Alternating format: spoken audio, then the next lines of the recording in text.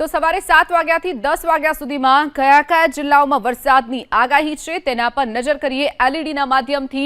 તો વરસાદનું red alert સવારના 7 થી 10 વાગ્યા સુધીમાં મહેસાણા, અરવલ્લી, મહીસાગરમાં આપવામાં આવ્યું છે। તો ખેડા અને પંચમહાલમાં પણ વરસાદનું રેડ એલર્ટ અપાયું છે।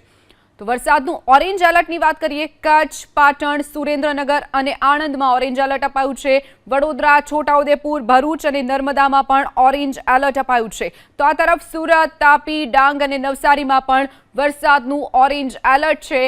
વલસાડ, દમણ અને દાદરા અને નગર હવેલીમાં પણ વરસાદનું યલો એલર્ટ અપાયું છે।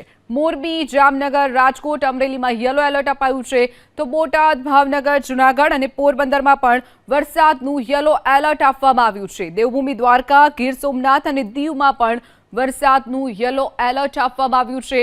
આ તરફ રેડ એલર્ટની વાત કરીએ તો અમદાવાદ, ગાંધીનગરમાં પણ રેડ એલર્ટ અપાયું છે। મહેસાણા, અરવલ્લી, મહીસાગર અને દાહોદમાં પણ ભારેથી અતિભારે વરસાદ વરસી શકે છે। હવામાન વિભાગે આગાહી કરી છે 7 થી 10 વાગ્યા સુધીમાં આ વરસાદની જે આગાહી કરવામાં આવી છે।